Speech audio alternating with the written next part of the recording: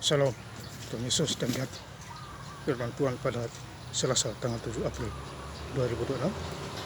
Biasa mendengar firman Tuhan Rut 2 ayat yang pertama hingga ayatnya ke-23.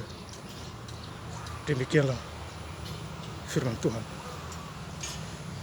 Naomi itu mempunyai seorang sanak dari pihak suaminya, seorang yang kaya raya dari kaum Abimelek, namanya Boas. Ayat yang ke-23.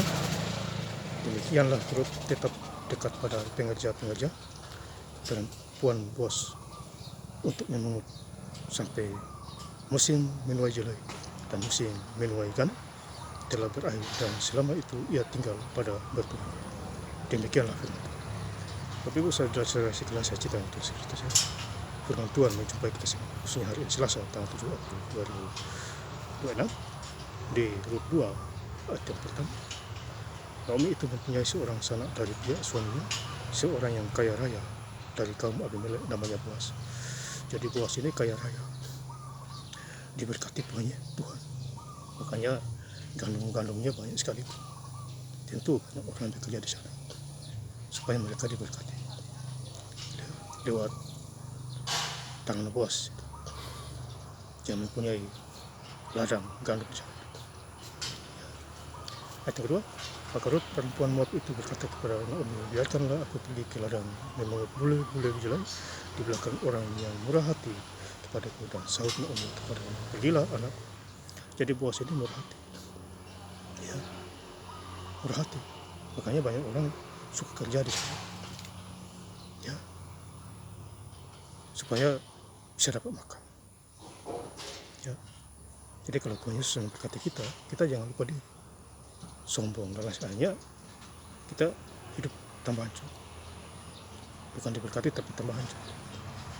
Ikut contohnya Boas yang dia berkati, karena dia baik, ya.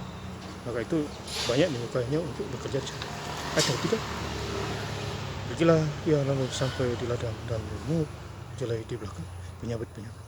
Kebetulan ia berada di tanah milik Boas yang berasal dari kaum Abimelek, ya. Jadi datanglah perempuan itu langsung bekerja di ladangnya Boas, ya. Karena dia percaya diri bahwa orang ini baik, ya, tidak mungkin dia menolaknya, ya. Bapak saudara, inilah luar biasa. Ayat yang 7, tadi ia berkata, izinkanlah kiranya aku memungut dan mengumpulkan jelai dari antara berkas-berkas jelai di belakang penyabit-penyabit. Begitulah ia datang dan terus sibuk dari pagi sampai sekarang, dan ketika pun ia tidak berhenti, ya. Jadi kalau kita baca di kitab itu, Boas menawarkan perlindungan kepada Rut. Jadi Rut ini, ya, dapat perlindungan supaya orang-orang di sana tidak bisa mengganggunya, ya. Ayat yang 8, sesudah itu berkatalah Boas kepada Rut, dengarlah, hai dahulu anakku, tidak usah engkau pergi memungut jelai di ladang lain, dan tidak usah juga engkau pergi dari sini, tetaplah dekat pengerja-pengerjaku perempuan. Jadi Rut ini langsung dipercaya Boas, ya. Jadi kalau orang yang dipercaya Tuhan, tentu dipercaya oleh manusia, siapapun kita, ya. Asal kita baik, jujur dan terpercaya, ya. Dan hidup ini harus saling memberkati, ya. Berdoa, merakyatlah, berdoa dan bekerja, dan takut akan Tuhan, utamakan Tuhan. Matius 6 ayat 33, tetap cari dahulu kerajaan Allah dan kebenarannya, maka semuanya itu akan ditambahkan. Cari Tuhan Yesus, utamakan dia. Ayat yang 9, lihat saja ke ladang yang sedang disabit orang itu, ikutilah perempuan-perempuan itu dari belakang, sebab aku telah memesankan kepada pengerja-pengerja lelaki, jangan mengganggu engkau. Jika engkau haus, pergilah ke tempayan-tempayan dan minumlah air yang diceduh oleh pengerja-pengerja. Jadi Rut ini diistimewakan, diperhatikan oleh Boas, ya. Tidak boleh mengganggu dia, bahkan selesai kerja dikasih, ya, berkat, ya, supaya pulang, ya. Tentu orang di rumah bersuka cita, bergembira karena dapat berkat Tuhan. Jadi intinya kita hidup, kita harus saling memberkati dan mendoakan.